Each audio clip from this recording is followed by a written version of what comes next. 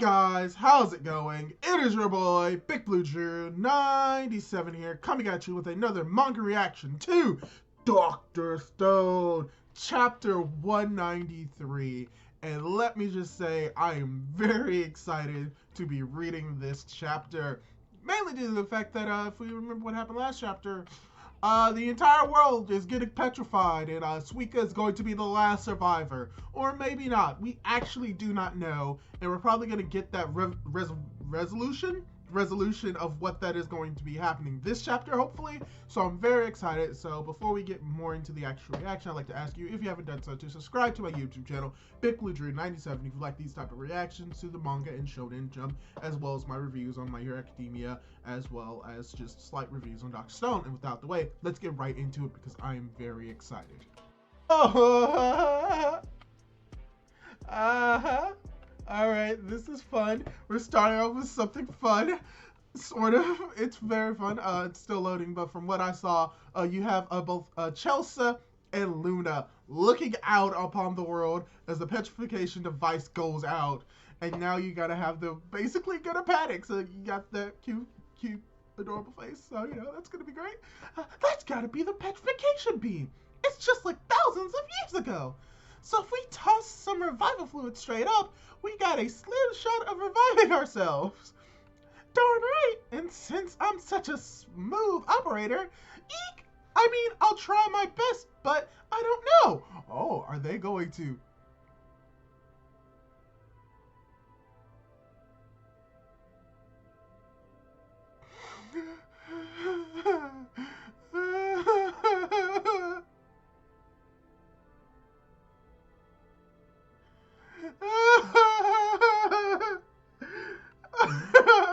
I'm sorry. Chelsea immediately throws it up in the air, and it falls the other way, hits the ground, and she's like, "There's no way I can toss it up perfectly with the waves coming so fast."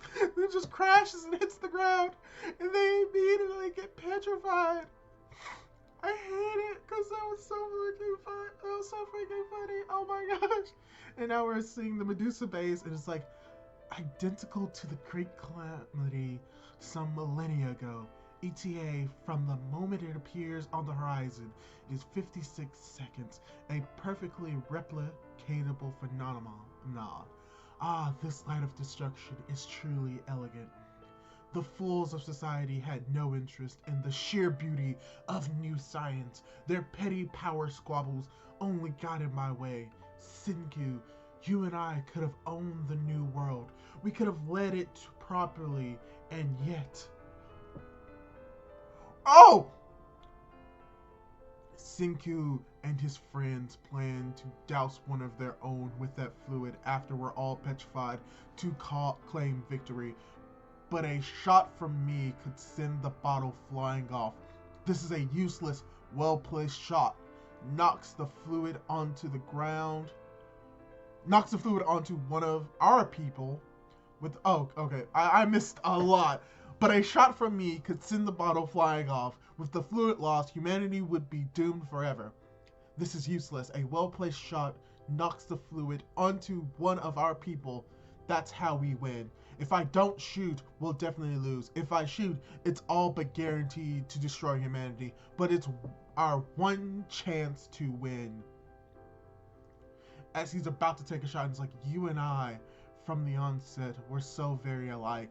Oh, we're getting more background for Senku as well as Stanley. We see that apparently they did know each other for a while. Both Stanley and Zeno, they've known each other since they were children, in the same vein that Taiju and Senku knew each other. So it's like, so now you have Zeno questioning himself, so why do we not walk the same path? As we have Senku saying, like I told you 10 years ago, I don't even have an of interest in ruling over everyone. Truth is, my people and I are just full of desire. Instead of taking the world as it is for ourselves, we'd rather craft the world of the future. That's what gets me excited. Ooh.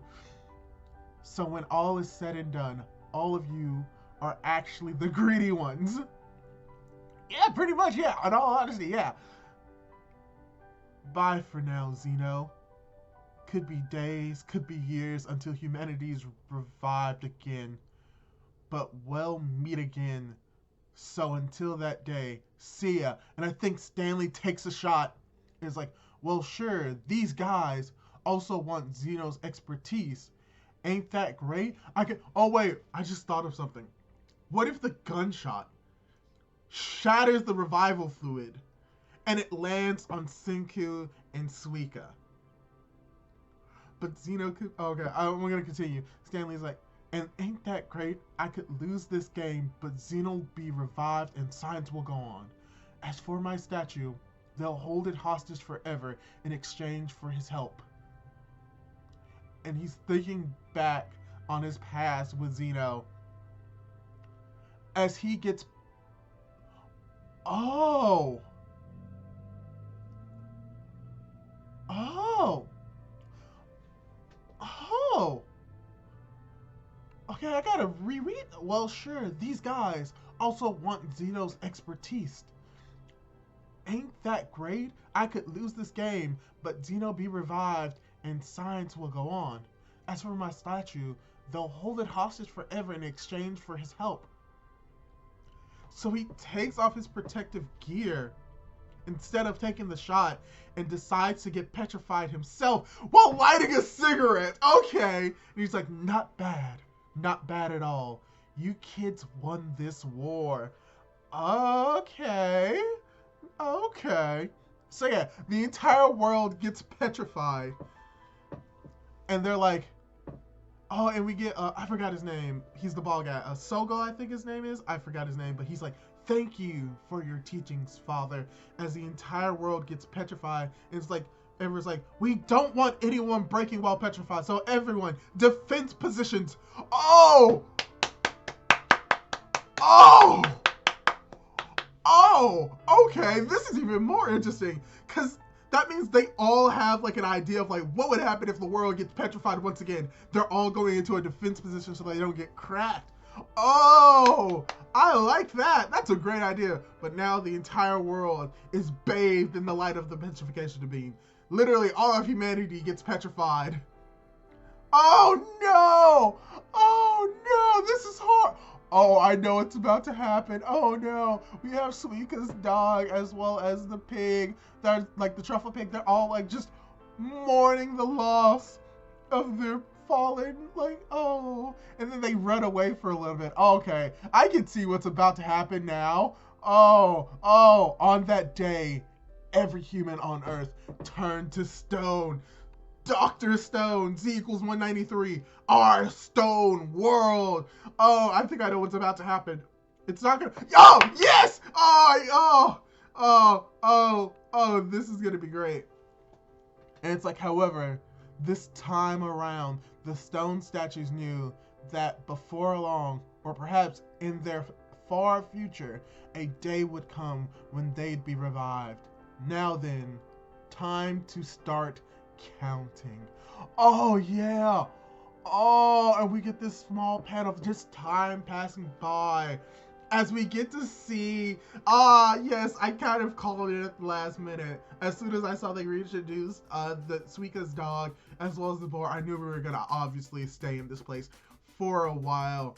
And apparently now the boar has grown up, as well as Suika's dog is now not fully grown, but I would say going like how much time has passed and how old it was prior, I would say at the very least like a solid like 2 years have passed. So because we saw it more as a puppy, and now that we see it's more of a, if I remember correctly, I think it's like a Shiba Inu.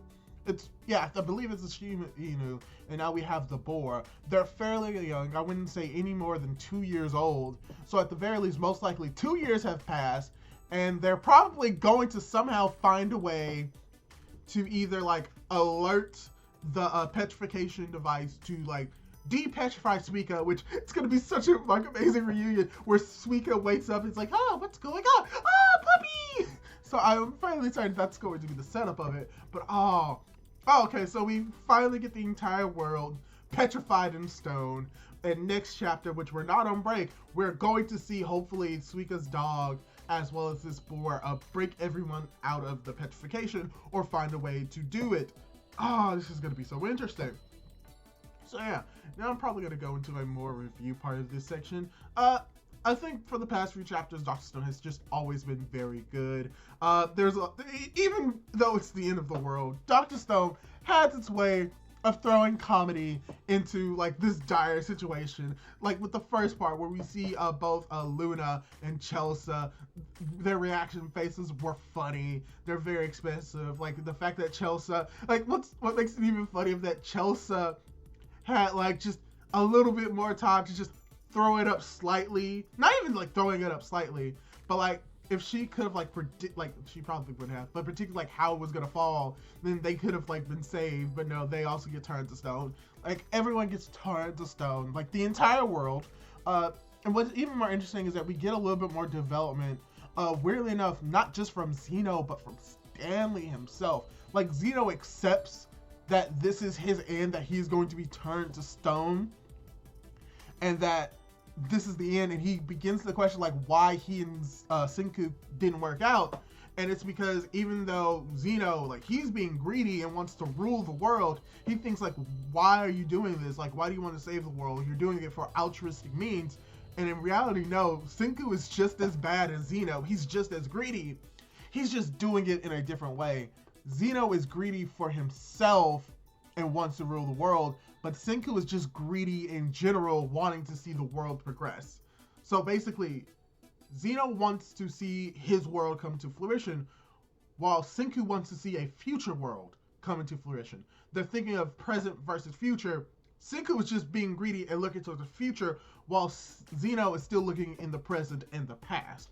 So it's that cool dichotomy, and just seeing Zeno like think about this with Senku's last words, it shows that it may have stuck with him a little bit. So when he is unpetrified, he may have changed of ways. But what is even more interesting is their comparison, how Zeno and Senku basically had similar upbringings. And what is even more interesting is that when it comes to Stanley himself, he had a plan that if he shot the petrification device, not petrification device, but if he shot the petrification fluid off of like the amplifier, that he could potentially unpetrify one of his teammates, and that could lead to his depetrification as well as the depetrification of Stanley, because they already know how it works. But he didn't.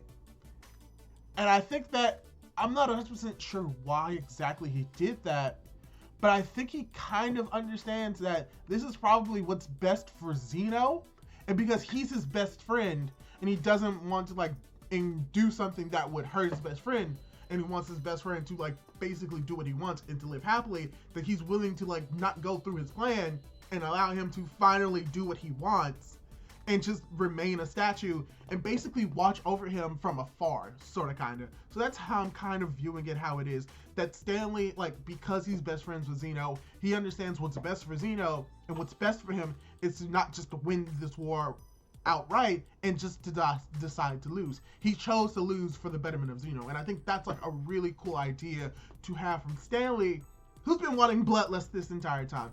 Also, the fact that when it comes to this, yeah, the entire world gets petrified. There's nothing really more to say about that. He said that all of humanity was going to be petrified, and Darshkon and Inagaki and Boichi, you made the world be petrified, and that is just a bold move, resetting the series from scratch once again. But overall, so I thought this was a very interesting chapter, even when it comes to like the one panel or one page where we get to see everyone around the world that knows Senku and how they prepared for the inevitability or the potential of a petrification beam, which makes sense because now that they know that the Medusa exists and they know that the Y-Man wants to petrify the entire world, it makes sense that they will have this type of knowledge and this type of plan to basically make sure that their bodies are in a secure location, because I'm pretty sure this is something that Senku even brings up himself about how to prevent the body from being destroyed. So it's very interesting to actually see it in practice. So if that's something that was set up really far in the past actually comes into fruition now, so that's very cool to see it now, as well as just getting to see Suika's dog and the boar most likely play a role in unpetrifying either Senku, Gin, Taiju, Kaseki, Chrome, whoever. unpetrifying them. Most likely, I'm thinking they're going to unpetrify Suika, and then Suika's going to have to like do her thing. Either she's going to do it by herself, or do it with the help of someone else that also gets unpetrified and unpetrify everyone and continue the story moving forward. So I can't wait to read more of that next chapter. Hopefully you enjoyed this chapter. Hopefully you enjoyed this reaction/review. Overall, I'm really enjoying Dr. Stone. Can't wait to see what's coming next chapter. Hopefully you enjoyed it. Hopefully you liked it. If you did, leave your thoughts down below on what you thought of this chapter. Leave a like on this video if you liked it. Hit the notification bell for whenever, so that you can be notified for whenever I upload reactions/reviews.